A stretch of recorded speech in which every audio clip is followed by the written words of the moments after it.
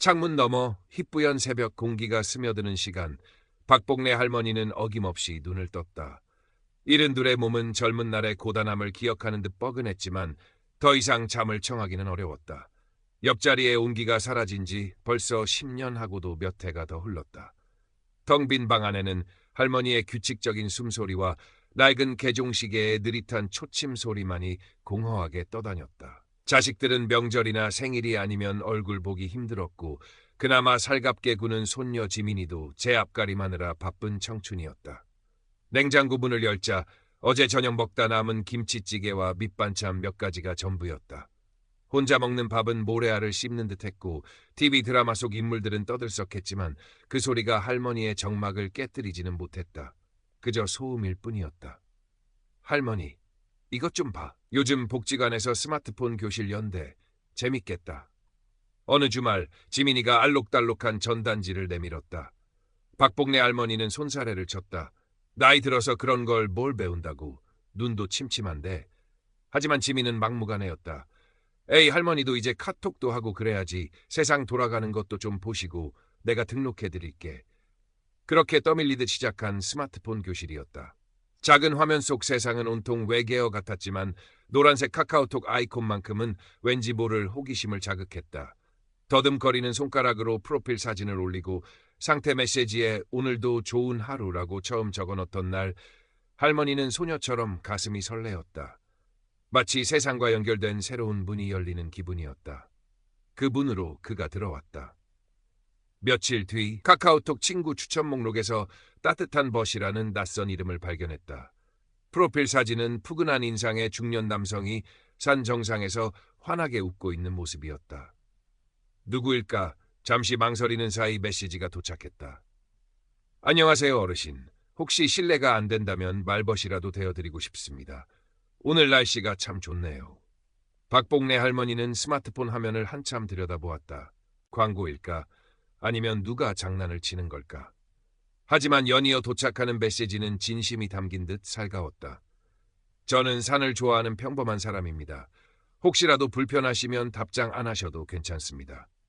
그 조심스러운 태도에 할머니는 자신도 모르게 네, 안녕하세요. 날씨가 좋긴 하네요 라고 짧은 답장을 보내고 말았다. 그것이 외로움이라는 성벽에 난 작은 균열의 시작이었다. 따뜻한 벗. 그는 정말 이름처럼 따뜻하고 다정한 사람이었다. 매일 아침이면 밤새 평안히 주무셨어요. 어르신, 새벽 공기가 제법 차갑습니다.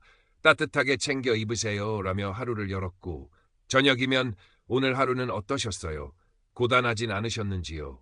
저는 오늘 어르신 덕분에 마음이 참 따뜻했습니다 라며 하루를 마무리했다. 박복래 할머니는 생전 처음 받아보는 세심한 관심과 다정한 말들에 어쩔 줄 몰라 하면서도 메마른 가슴에 단비가 내리는 듯한 촉촉함을 느꼈다. 그는 할머니의 시시콜콜한 이야기도 귀 기울여 들어주었고 때로는 자신의 물론 철저히 꾸며낸 힘들었던 사업 실패담이나 먼저 떠나보낸 아내 이야기를 하며 눈시울을 붉히기도 했다. 어르신 말씀을 듣고 있으면 돌아가신 제 어머니 생각이 많이 납니다. 참 정이 많으신 분이셨거든요. 그런 말들은 할머니의 마음을 속절없이 흔들었다. 할머니는 어느덧 그의 메시지를 기다리는 것이 하루 중 가장 큰 즐거움이 되었고 그의 답장이 조금이라도 늦어지면 괜스레 스마트폰을 만지작거리며 초조해했다. 손녀 지민에게는 요즘 아주 마음이 잘 통하는 좋은 말벗이 생겼다며 수줍게 털어놓았다. 복지관에서 만난 비슷한 연배의 친구련이 생각했던 지민은 카카오톡으로만 대화하는 사이라는 말에 고개를 갸웃했다. 할머니, 그래도 너무 깊이 믿지는 마세요. 온라인에서 만난 사람은 어떤 사람인지 알 수 없잖아요. 요즘 세상이 얼마나 흉흉한데요. 지민의 걱정 어린 잔소리에 할머니는 내심 서운했다. 그 사람은 그런 사람 아니다. 얼마나 진실되고 속이 깊은 사람인데 너는 아직 어려서 사람 볼 줄 모르는 게야. 할머니는 오히려 지민을 나무랐다. 따뜻한 벗은 이미 할머니에게 단순한 온라인 친구를 넘어 외로운 노년에 찾아온 마지막 위안이자 이해자 같은 존재로 자리 잡고 있었다. 그의 프로필 사진 속 인자한 미소는 할머니에게 세상 어떤 풍경보다 평화로운 안식처처럼 느껴졌다. 시간이 흐르면서 따뜻한 벗과의 대화는 더욱 깊어졌다. 그는 박복내 할머니의 건강을 살뜰히 챙겼고 할머니가 좋아하는 트로트 가수의 노래를 찾아 보내주기도 했다. 때로는 시 한 구절을 보내오며 어르신 생각이 나서 보내드립니다라고 말해 할머니의 감성을 자극했다.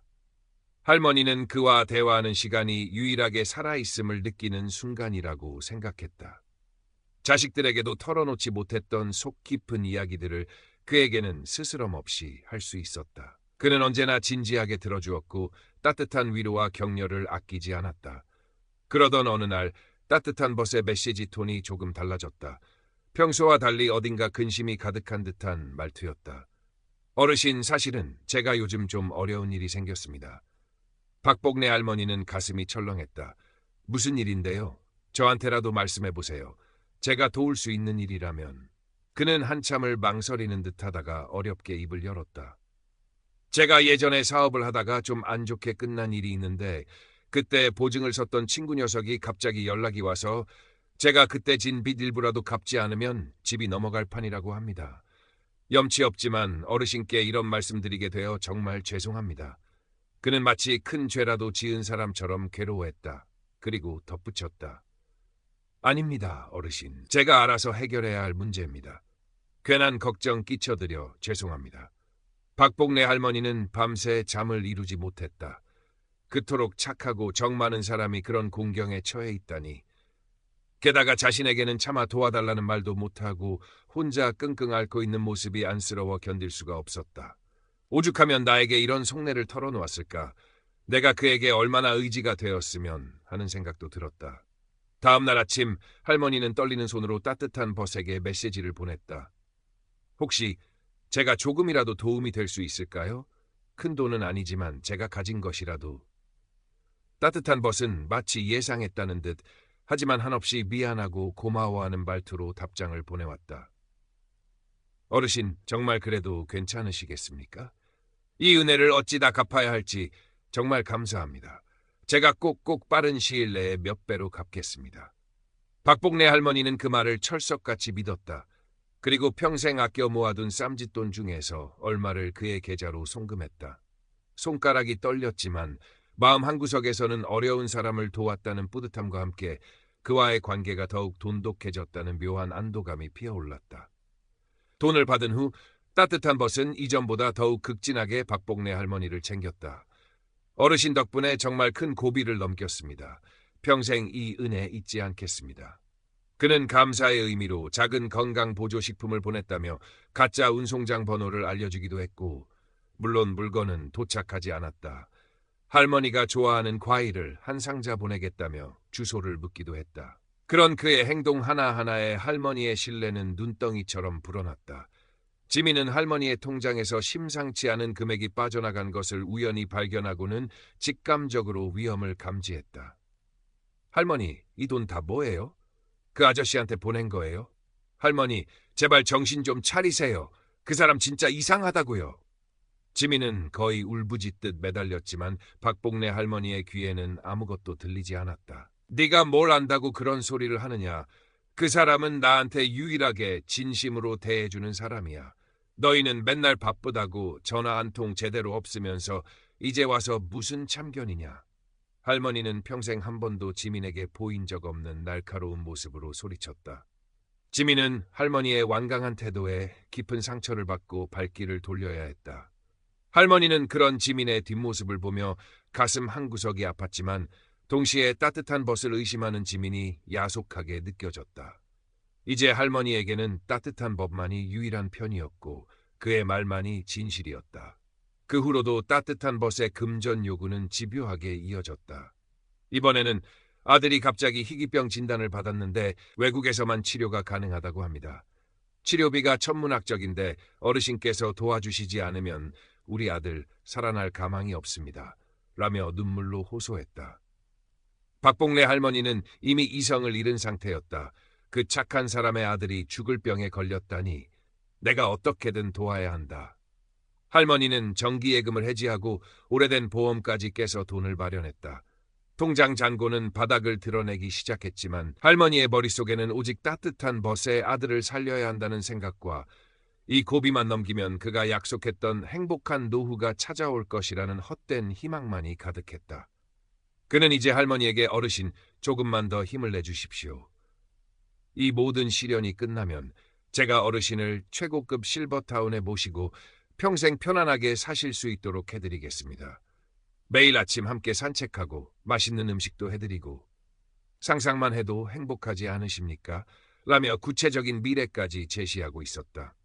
박복래 할머니는 그가 묘사하는 장밋빛 미래를 떠올리며 희미하게 미소 지었다. 마지막 한 방울까지 짜내려는 듯 따뜻한 벗의 요구는 끝을 몰랐다.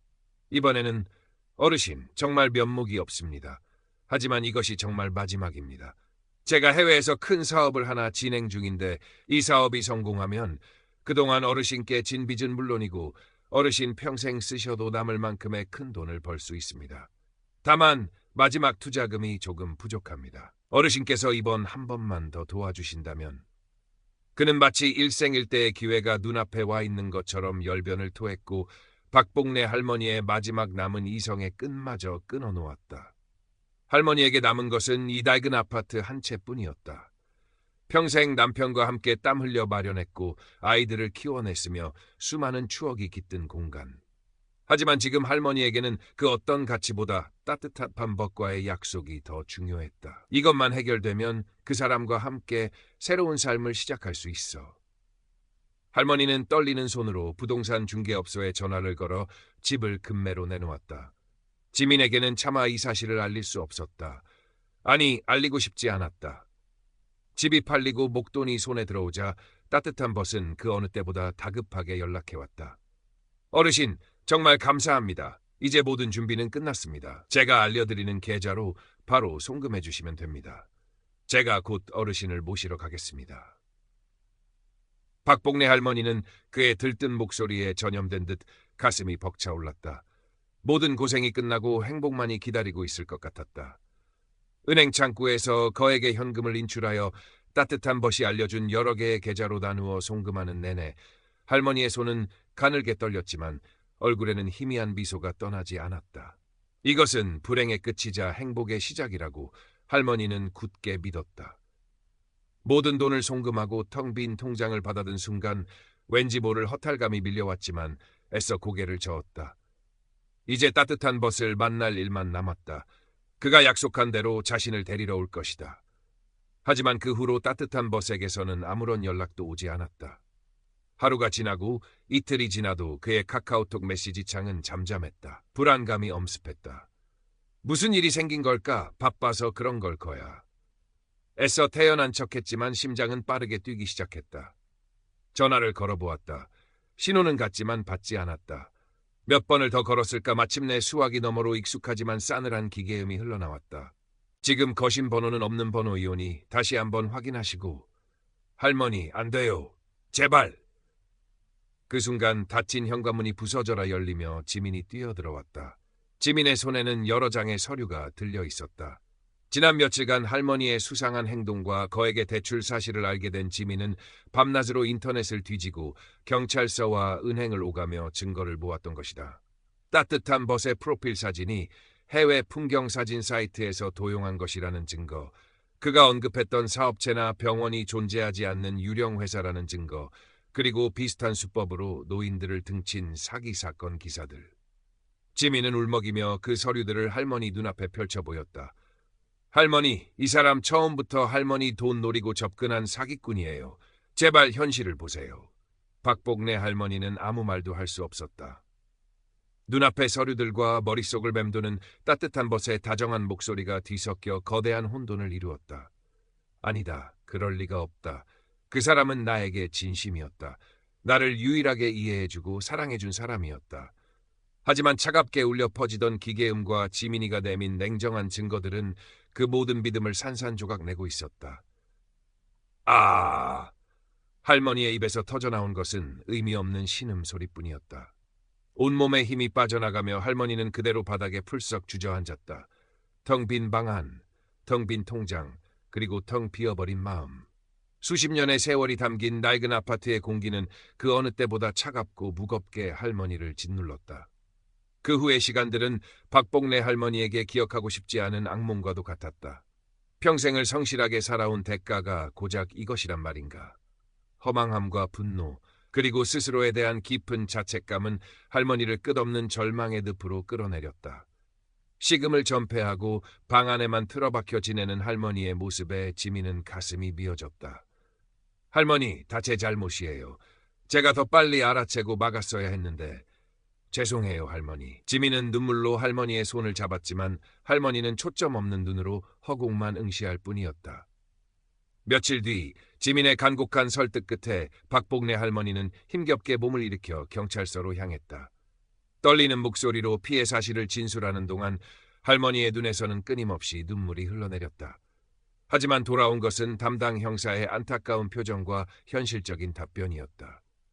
어르신, 이런 종류의 사기는 범인 검거도 어렵고 피해 금액 회수도 거의 불가능에 가깝습니다.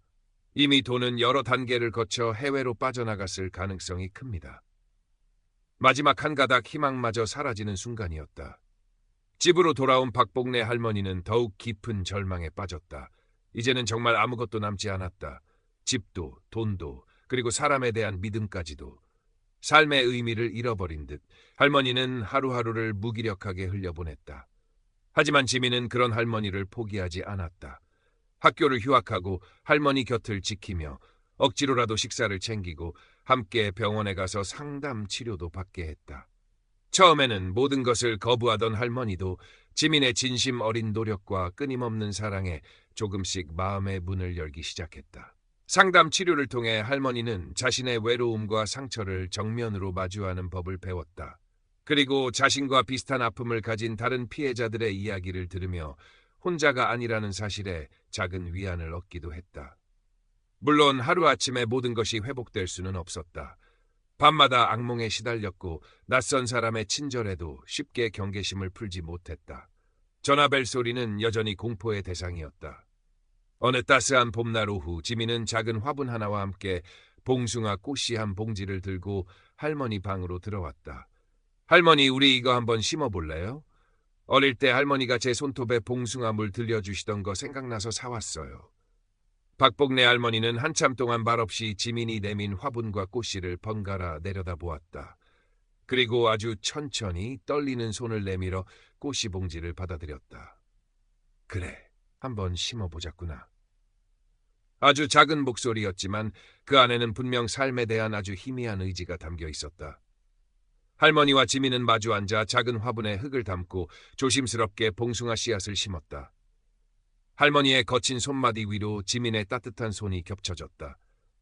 창문 너머로 스며드는 오후의 햇살이 두 사람의 모습을 부드럽게 감싸 안았다. 그 작은 화분에서 과연 아름다운 봉숭아 꽃이 피어날 수 있을까? 어쩌면 아닐지도 모른다. 상처는 너무 깊었고 시간은 너무 많이 흘렀다. 하지만 중요한 것은 절망의 잿더미 속에서도 다시 한번 무언가를 심고 가꾸려는 마음이 생겨났다는 사실이었다. 그것은 아주 작고 연약한 희망의 씨앗이었지만 그 씨앗이 뿌리 내리고 싹을 틔울 수만 있다면 언젠가는 다시 한번 삶의 기쁨을 노래할 날이 오지 않을까. 박복래 할머니는 흙냄새 묻은 손으로 지민의 손을 가만히 맞잡았다. 세상 모든 따뜻한 벗들의 차가운 그림자 뒤편에는 이렇듯 작지만 진실된 온기가 여전히 존재하고 있음을 할머니는 아주 조금씩 다시 믿기 시작하고 있었다. 그 믿음이 할머니의 남은 생을 지탱해줄 유일한 빛일지도 몰랐다.